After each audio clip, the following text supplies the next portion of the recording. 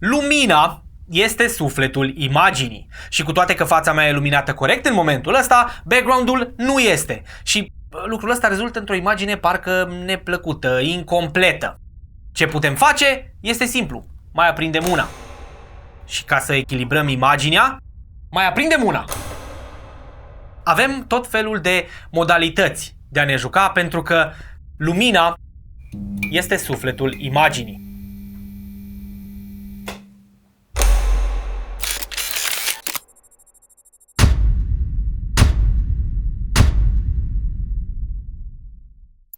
Tot am zis că repar masa asta.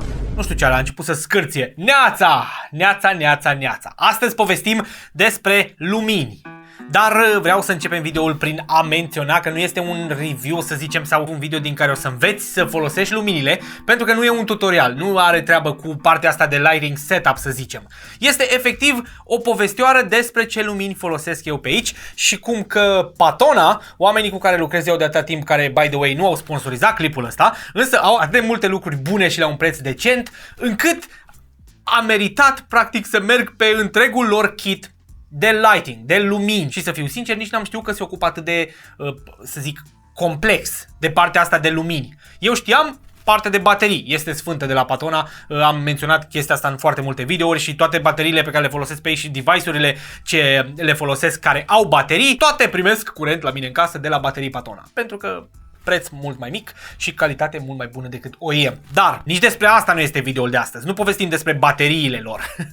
Povestim despre partea de lumini. Un singur lucru îmi mai lipsește, chestie pe care ei nu o fac, este un proiector. Va veni și ăla, nu a ajuns încă, la fel cum luminile astea au întârziat un piculeț pentru că, sincer să vă spun, n-a fost bugetul necesar disponibil să le comandăm, dar au ajuns acum. Au ajuns de vreo 2-3 săptămâni mă joc cu ele. Câteva clipuri le-ați văzut, cred. Câteva încă nu le-ați văzut făcute cu ele, adică cu ele folosindu-mă de ele, nu despre ele. Ăsta este singurul clip pe care îl facem despre ele. Și am reușit după intro-ul ăla mega scurt să-l continui și să-l fac lung și plictisitor. Mamă, dar mă enervează asta cum scârție. Cum las cotul un piculeț, cum scârție. Dar ce scârție, frate, aici așa? E o hârtie aici.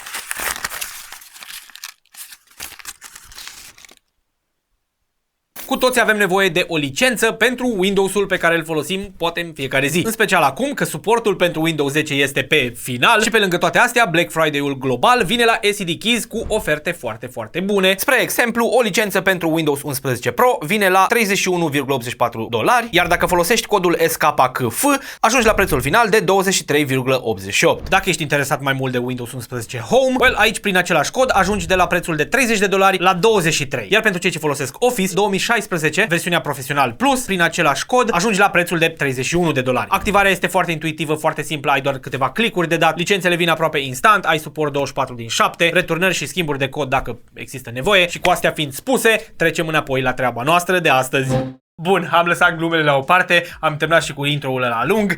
Plictisitor poate pentru unii, însă pentru cei ce nu, am spus în intro în glumă, dar a fost și în serios. Lumina este efectiv sufletul imaginii. Cine spune că nu este așa, nu are treabă cu fotografia, videografia și așa mai departe. Este mai importantă decât orice, decât aparat, decât obiectiv, decât absolut orice. Pentru că, efectiv, lumina creează posibilitatea pentru cameră să facă acea poză, să captureze lumina aia, știi ce se vede acolo, imaginea. Și cu cât înțelegi lucrul ăsta mai bine și te bagi mai mult în nișa asta mai adânc, cu atât mai mult vei descoperi cât de adevărată este afirmația mea. Așa că, de foarte mulți ani, am lumina asta de aici, cu care îmi luminez videourile. Lumină ce se numește keylight, fiind practic lumina principală ce îți luminează subiectul. Pe urmă am simțit nevoia să folosim și un pic de fill light, să umplem background-ul, să umplem alte locuri care practic au fost limitate pentru că lumina asta bătea doar pe mine și nu se face spill încolo pentru că folosesc un softbox uriaș aici, să fie cât mai pro, da? Dar pentru ca să faci treaba asta și să luminezi prin spate background-ul și de astea ai nevoie de alte lumini. Așa că am mers pe un fill light, lumină despre care deja am discutat. Cred că am făcut și un video cu ea. Am filmat foarte mult prin bunker, toate videourile de pe acolo sunt filmate cu ea. Cred că de vreo 2 ani o am, de la Patona, bineînțeles, se numește Cobb 300, face parte din seria Premium, ca și restul de pe aici, cam toate sunt din seria Premium. Este foarte, foarte puternică și când zic puternică, asta este 10%. Dacă mergem la 100%, acum suntem la 100%. Temperatură de culoare de la 5600 la 3200, adică rece și cald, cu telecomandă și toate funcțiile necesare de care avea nevoie pentru a o folosi chiar și pe post de keylight și fill-light și ce vrei tu.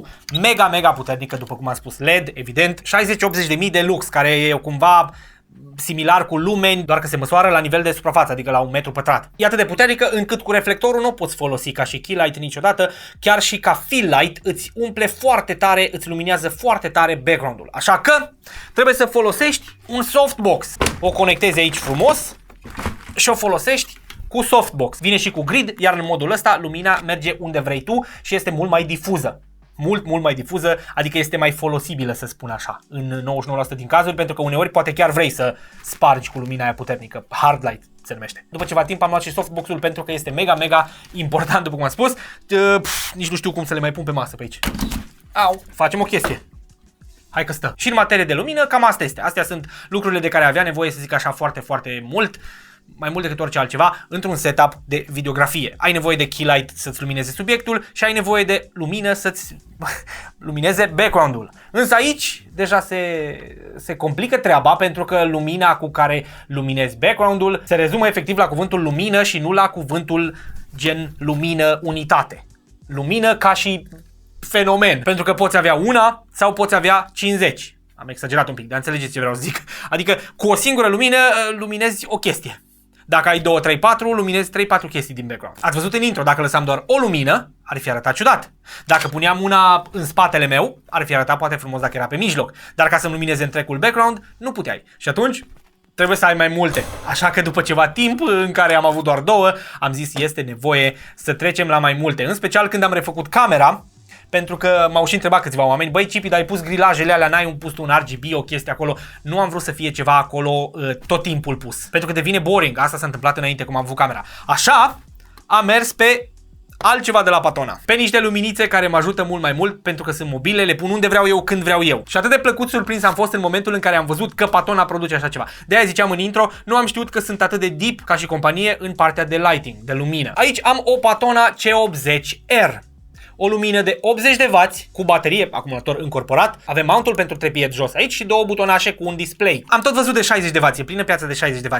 Astea sunt de 80, sunt mai puternice un pic. Și pe lângă faptul că sunt destul de puternice, nu fac doar lucrul ăsta. Deci avem așa, odată, putem să mergem până la 2500 Kelvin și în sus până la 6500, adică către blue, către albastru. Acum suntem la 20% intensitate. Ia uite 100%.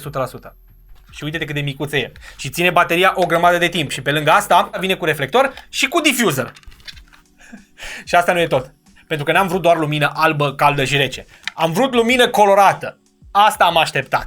Lumini RGB, ca să putem să ne jucăm cu ele cum vrem noi. Cu posibilitatea de bine, avem și flash. Unde e? Aici. Avem și strobe, dacă e nevoie, cu reglajele lui adecvate. Și 2 opțiuni pe partea de culoare. 1. Saturația și pe lângă saturație avem și hue-ul, prin care practic schimbăm culoarea în ce culoare vrem noi. Arunci diffuserul înapoi frumos, care este magnetic, și ai ce culoare vrei tu.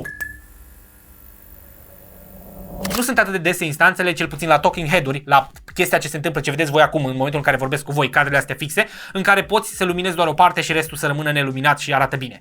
De regulă trebuie luminate ambele. Și atunci dacă aleg o culoare de aici sau poate o temperatură de culoare, e foarte bine să fie 2 similare, pentru că le setez la fel și lumina va fi la fel și în stânga și în dreapta. Schimbăm pe RGB și avem cele 2 lumini complementare, portocaliu și albastru cyan. M-au atras foarte mult pentru că sunt de 80 de W, au bateriile încorporate, adică nu trebuie să umbli cu V-mount-uri și cu baterii extra după tine, nu că ar fi fost o problemă, însă este un confort că nu trebuie să faci treaba asta, că are bateria încorporată. 80 de W înseamnă intensitatea luminii mai puternică, ceea ce mă ajută în momentul în care vreau să le difuzez mai tare. Dacă vreau să le pun pe softbox, spre exemplu, sau pe proiector, atunci e nevoie să fie cât mai puternice. Sunt niște jucării spectacol, cel puțin pentru mine. Uite-te la mine că mă bucur la o lumină. Normal că mă bucur. Și vin cu adaptoare de la mountul lor proprietar, să spunem, la Bowens, ca să poți să pui un softbox pe ea sau proiectorul sau ce vrei tu. Și cu posibilitatea de a monta direct lumina în trepied, însă prin adaptor, pentru că suportul de aici de la lumină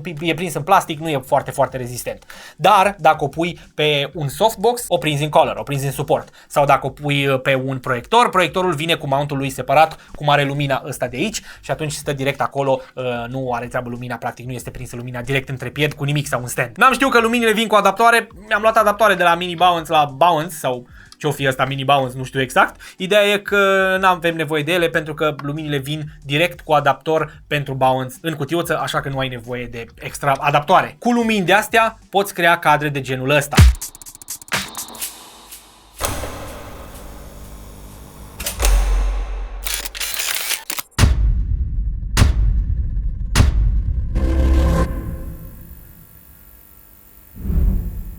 Fără mai multe lumini e mai complicat. E o necesitate? Depinde de viziunea ta ca artist, depinde ce vrei tu, ce vrei din imagine. Dacă nu te interesează absolut nimic, ai nevoie de o singură lumină. Dacă vrei să fie ceva mai diferit, va trebui să investești mai mult, să depășești pragul ăla de las că ajunge atât, știi? Nu știu cum să zic. Mai bine să fie mai multe decât să nu am îndeajuns, cel puțin așa sunt eu. Și în videourile mele se reflectă lucrul ăsta pentru că văd comentariile de la voi, deci mă bucură treaba asta. Cu Patona SL80-urile astea și cu cea mare și cu keylight-ul, hai să nu punem keylight-ul, că la oricum este obligatoriu, să zicem. Cu chestiile astea poți crea absolut ce vrei tu. Poți să te joci cum vrei tu cu luminile și faptul că Patona le face pe toate pe mine m-a surprins și de asta am și zis să facem videoul ăsta pentru că sunt mega mulțumit de produsele lor. Au până și trepiede. Trepiede care sunt relativ premium, să spun, pentru prețul cu care vin. Singurul lucru ce nu îmi place la trepiede este faptul că nu-l poți roti din stand, fie că este strâns, fie că este destrâns. Va trebui să-l rotești complet din bază. Însă sunt foarte premium pentru prețul cu care vin. Vorbesc din prisma prea fericitului posesor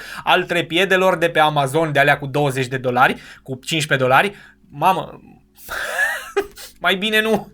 Mai bine nu. În momentul în care l-ai ridicat la maxim, sunt atât de prost făcute încât 2 cm mai rămân aici fix cât e suportul, ți se bălângăne de aici, îți cade, se îndoaie. De ce n-au lăsat și ei un pic mai puțin, mai bine să nu se ridice maxim în sus și să-ți rămână mai mult aici jos, ca să aibă un pic de leverage să se țină. Sunt chiar foarte bune pentru chestii mărunte de genul ăsta, cum sunt luminile astea, fără nicio problemă. Chiar și dacă vrei să pui un softbox, deși e cam la limită, pentru că în momentul în care pui lumini mai mari cu softbox, îți trebuie standuri de alea groase care practic rezistă la greutatea aia și la forțele alea de pivot în momentul în care e ridicat sus. Îi trebuie bază mare, sunt alte cerințe, să zicem, dar pentru chestii mărunțele, cred că am spus trepiede, nu sunt neapărat trepiede. Fac parte din familia de trepiede, însă sunt light stand, sunt standuri pentru lumini. Foarte bune pentru 24 sau 25 de euro cât a costat unul. Acum că vorbisem de prețul standului, am realizat că n-am povestit, n-am spus nimic de prețurile luminilor. Well, Cobb 300-le cel mare, nu știu dacă mai există în momentul de față, s-ar putea să fie ceva versiune upgradată, mai nouă, însă asta, dacă mi-aduc eu aminte bine, în momentul în care am luat-o, era undeva la 300 de euro, ceea ce în prețul luminilor Pro, să zicem, pe partea de video, este chiar mega accesibil. Astea micuțe, SL80R-urile, undeva la 650-700 de lei, 650 de lei. Pe lângă asta, ați văzut reel-ul, pentru că am făcut un reel, am aici de la Patona încă o chestie foarte tare pentru noi cei ce facem review-uri în special. O mașină de fum, care nu neapărat, să zicem, face parte din lumină, însă merge mână în mână cu lumina, este foarte complementară, pentru că cu lumina faci ca ce iese din mașina de fum să se vadă mai bine. Well, fumul, nu? Și ca să facem o demonstrație, e foarte tare pentru review-uri, pentru chestii, pentru dramă. În momentul în care apăsăm și așteptăm un piculeț, că numai ce am pornit-o, deci, se vede așa, da? Ceea ce nu e rău. Uite cum se vede când ai o lumină extra care bate în el. Doar că îmi luminează fața mea, că mă sparge pe mine, nu băgați în seamă fața mea. Nu e toxic oricum. Nu sunt chestii ce le folosești la fiecare, pentru că devine plictisitor, însă din când în când scoate în evidență unele lucruri pe care vrei tu să le scoți mai mult în evidență, să le faci mai dramatice. O jucărie mega folositoare și interesantă, cel puțin pentru mine, după cum am spus, îmi place să am lucruri de genul ăsta care îmi fac munca mai ușoară sau mai diferită sau mai plăcută sau mai frumoasă. În principiu îmi oferă un rezultat mai bun la ceea ce fac. În mod personal, la mine se extinde peste tot, nu doar la videografie. Prețul ei este undeva la 350 de euro. Acum nu știu dacă e pe la vreun retailer pe la noi prin țară la prețuri diferite, însă pe patona.de așa e. Ăsta este kitul de lumini complet practic de care ai avea nevoie pentru a filma un video la un mod mai complex, mai frumos, mai cinematic, să spunem. Eu am luat doar ce am avut eu nevoie. sunt și lumini mari, mai puternice, sunt și lumini micuțe, cred că au și de 60 de W, sunt tot felul de alte tipuri de lumini, softbox-uri mai mici, mai mari, au o grămadă de chestii. Cei ce fac videografie, cinematografie și așa mai departe pe aici, pe la mine, prin comentarii, cu siguranță îmi vor da dreptate și știu. Însă n-am făcut videoul ăsta pentru ei, pentru că ei deja știu. Am făcut videoul ăsta pentru restul. Lumina este sufletul imaginii. Voi ce credeți?